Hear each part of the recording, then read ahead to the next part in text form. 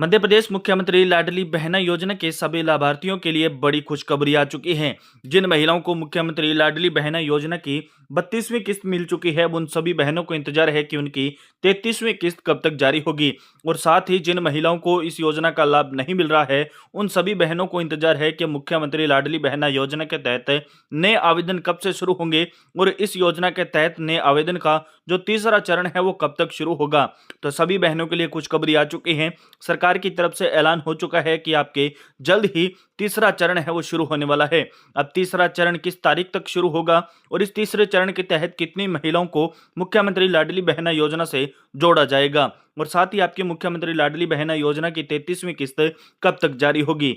देखिए, प्रदेश की सभी बहनों को इंतजार अब खत्म हो चुका है। जो भी बहनें मुख्यमंत्री लाडली बहना योजना के तहत नए आवेदन करने के लिए इंतजार कर रही है, अब उन सभी के लिए भी, और जो भी 33वीं किस्त का इंतजार कर रही हैं और जो चिंता कर रही हैं कि उनकी 33वीं किस्त कब तक आएगी, उन सभी का इंतजार खत्म हो चुका है। इस दिन होंगे नए आवेदन शुरू और ये सभी 6 दस्तावेज है वो आप अभी से तैयार कर लीजिए ताकि आपका आवेदन है वो खारिज ना हो और आपको आवेदन करते ही अपना लाभ है वो मिलना शुरू हो जाए। और साथ ही 33वीं किस्त में इस बार महिलाओं को 2-2 हजार रुपए की जो राशि है वो मिलने वाली है। सभी बहनों के लिए बड़ी खुशखबरी आ चुकी है। आपकी 33वीं किस्त की डेट भी फिक्स हो चुकी है। आइए देखते हैं कि अब आपकी मुख्यमंत्री लाडली बहना योजना की 33वीं किस्त आपको कब तक मिलेगी और आपके मुख्यमंत्री लाडली बहना योजना के जो तीसरे चरण के नए आवेदन हैं वो कब से शुरू होंगे और साथ ही आपको आवेदन करने के लिए कौन कौन से 6 दस्तावेजों को तैयार रखना है और कौन कौन सी शर्तों को पूरा करना है।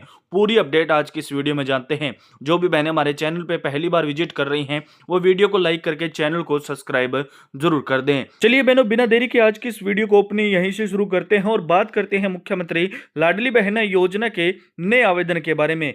देखिए, सबसे पहले बात उस सवाल पर करते हैं कि जो हर बहन पूछ रही है, जो पिछले चरणों में बहन आवेदन नहीं कर पाई थी, क्या वो बहनें इस नए चरण के अंदर नए आवेदन कर पाएगी या नहीं कर पाएगी और लाडली बहना योजना के जो नए रजिस्ट्रेशन हैं वो कब से शुरू होंगे। बहनों, ताजा जानकारी के अनुसार मध्य प्रदेश सरकार योजना के तीसरे चरण की तैयारी कर रही है और मीडिया से मिली रिपोर्ट के मुताबिक नए पंजीकरण की जो प्रक्रिया है वो बजट 2026-27 की घोषणा के बाद गति पकड़ सकती है। हालांकि सरकार ने अभी तक कोई फिक्स तारीख नहीं बताई है, लेकिन मुख्यमंत्री जी ने कई बार मौके पर कहा है कि जो भी पात्र बहन है वो इस योजना से वंचित नहीं रहेगी और उम्मीद जताई जा रही है कि फरवरी अंतिम सप्ताह या मार्च की शुरुआत में पोर्टल ये बार फिर से खोला जा सकता है। लेकिन जो भी बहनें इस योजना के अंदर आवेदन करना चाहती हैं वो सभी बहनें सबसे पहले जो अपने आवश्यक दस्तावेज है वो तैयार कर लें। तो आइए देखते हैं कि अब आपकी मुख्यमंत्री लाडली बहना योजना के तीसरे चरण में आवेदन करने के लिए आपको कौन कौन से आवश्यक दस्तावेज तैयार करके रखने हैं। अगर आपके पास ये दस्तावेज नहीं हुए और आपने आवेदन किया तो आपका आवेदन है वो खारिज हो सकता है और आपको इस योजना का लाभ है वो नहीं दिया जाएगा। देखिए, जब भी आवेदन शुरू होंगे आपको बिल्कुल भी देरी नहीं करनी है, इसलिए जो 5 से 6 दस्तावेज है वो आज ही एक फाइल के अंदर संभाल करके रख लीजिए। सबसे पहला जो डॉक्यूमेंट है वो है समग्र आईडी। देखिए, आपकी व्यक्तिगत आईडी और परिवार की जो आईडी है वो दोनों अपडेट होनी चाहिए और इन दोनों आईडीज को आप अपडेट कर लीजिए। इसके बाद आपका दूसरा डॉक्यूमेंट है आपका आधार कार्ड। आधार कार्ड में आपका नाम और जन्म तिथि बिल्कुल सही होनी चाहिए और जहां आपके पति निवास कर रहे हैं और आप जहां निवास कर रहे हैं वो डॉक्यूमेंट है, यानी जो एड्रेस है वो उसके अंदर होना जरूरी है। इसके बाद जो आपकी बैंक पासबुक है, याद रहे आपका खाता आपके आधार से लिंक होना अनिवार्य है। अगर आपका खाता आपके आधार से लिंक नहीं है तो आप जल्द से जल्द उसको लिंक करवा लीजिए। इसके बाद अगला है आपका मोबाइल नंबर। वही नंबर दे जो आपके पास आधार से लिंक है ताकि जो ओटीपी है वो आसानी से आ सके। इसके बाद अपनी जो पासपोर्ट साइज फोटो है वो आप 5 से 10 फोटो अभी तैयार कर लीजिए और हाल ही में जो आपकी नया फोटो है वो ही आपको आवेदन के अंदर लगाना है।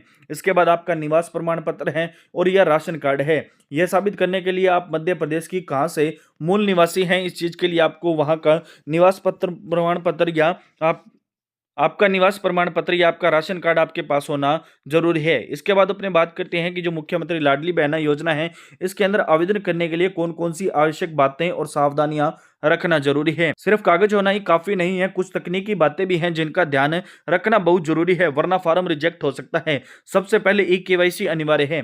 अपनी समग्र आईडी और आधार की ई केवाईसी जरूरी करवा लें, इसके बिना आपका फॉर्म है वो पोर्टल स्वीकार नहीं करेगा। इसलिए सबसे जो पहला काम है वो आप अभी कर लीजिए। इसके बाद जो आपके बैंक अकाउंट का डीबीटी है वो सक्रिय होना जरूरी है। यह सबसे पहले जरूरी पॉइंट है। सुनिश्चित की करें कि आपका जो बैंक खाते में डायरेक्ट बेनिफिशियल ट्रांसफर यानी डीबीटी इनबिल्ड है या नहीं, क्योंकि जो पैसा है वो सरकार के जरिए सीधा आपके बैंक अकाउंट में आएगा, तो आपका डीबीटी है वो सक्रिय होना जरूरी है। इसके बाद आयु सीमा की बात करें कि आवेदन के लिए आपकी उम्र 21 साल से 60 वर्ष के बीच होनी चाहिए।